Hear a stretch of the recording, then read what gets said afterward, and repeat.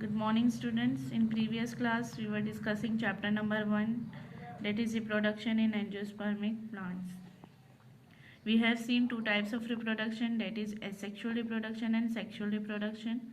Asexual reproduction is of two types, that is agamospermy and vegetative propagation. Vegetative propagation is further divided into two types, that is natural vegetative propagation and artificial vegetative propagation. In today's class, we will start from artificial vegetative propagation. As the name indicates, artificial vegetative propagation is human-made techniques that are used for commercial advantages.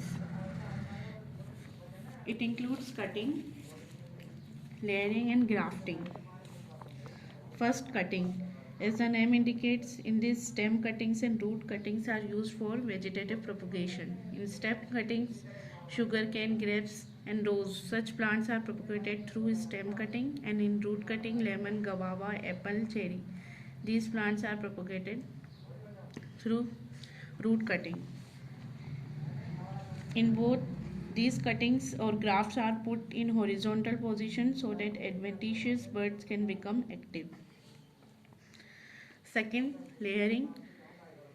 Layering. In this method, the formation of adventitious root can be promoted without separating stem from parent plant, which develop into new shoots.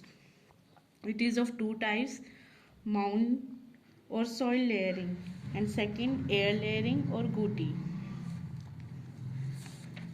First, soil layering, as you can see in the diagram.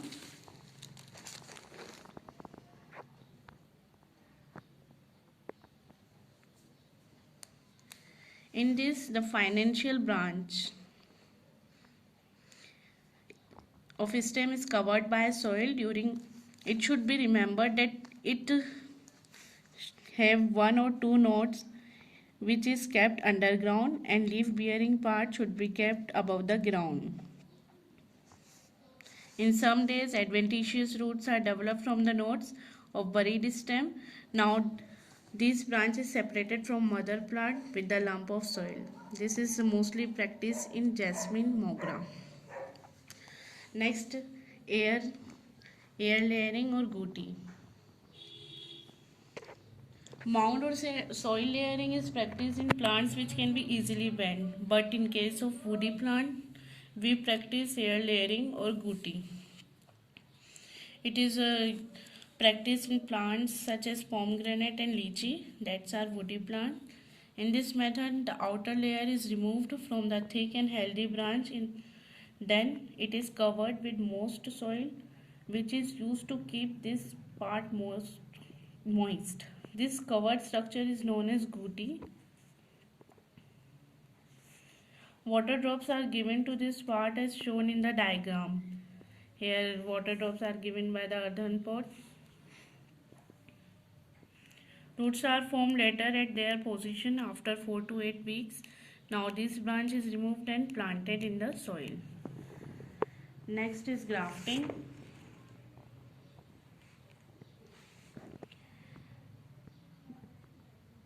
In grafting, the two different types of plants are joined. It means new combinations are formed. The superior plant that is need to be grafted is called scion, and the second inferior local plant on which the scion is to be grafted is called stalk.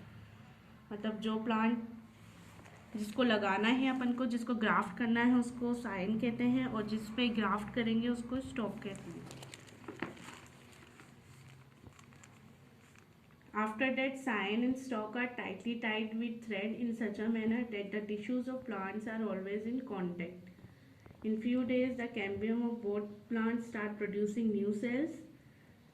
Now conduction of both scion and stalk tissues join together. ये technique normally rose, mango, guava, apple and lemon में की जाती है, practice की जाती है. Next, there are 4 important methods of grafting. First, whip or tongue grafting. Second, wedge grafting. Third, crown grafting, and fourth one is bud grafting. As you can see in diagram, this is tongue or whip grafting. In this grafting, stalk and scion have to be of same thickness. This is stalk and scion. This is scion. In both, a cut of 5 to 8 centimeter is made. V-shape incision is made in both stalk and scion, and they are tied with the help of thread to hold it, as you can see in the diagram. Next is wedge grafting. In this process, the stalk and scion again should be of same diameter. The V-shaped cut is made in the stalk, as you can see here, V-shaped cut, and in the scion, wedge shape cut is made. Wedge shape means nail कील के आकार का, and finally they both are joined together. Next is crown grafting. In this method, the stalk should be several times thicker than the scion, as you can see in the diagram, so that one stalk and many scions are grafted. Next one is bud grafting. In this, buds are grafted.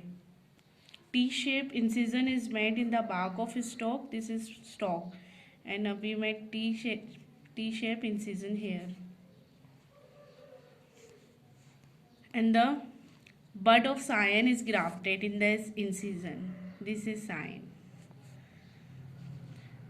Then it is tightly fixed, and this is how we get combination of new plants. Next is sexual reproduction. We know in angiosperm the sexual reproduction takes place with the help of flower, and we have learned that flower is a modified shoot with limited growth. You are familiar with the longitudinal section of flower.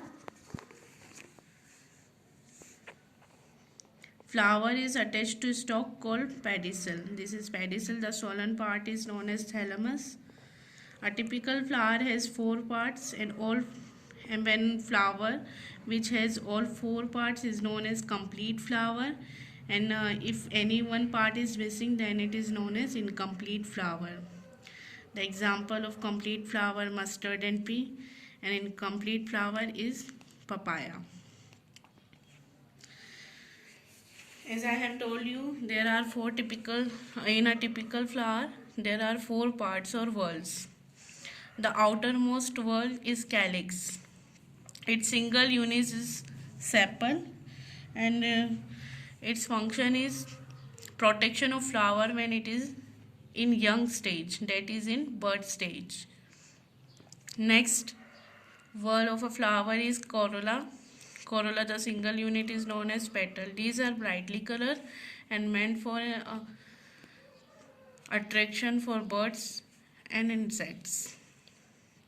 Next, androecium. Androecium is a male reproductive part of the flower, and it is made up of anther, filament, and connective between anther lobes. Single unit is known as stamen. Androecium's single unit is known as stamen. Next, innermost whorl of a flower is gynoecium. It is female reproductive part of the flower, and its single unit is known as carpel or pistil. Here you can see it has following parts: ovary, style, and stigma. Ovary has ovulate, style, and stigma. These calyx and corolla are accessory whorls, while androecium and gynoecium are essential whorls. So sexual reproduction cannot take place if flower does not have essential whorls, that is androecium and gynoecium. That's all for chapter number 1. Thank you.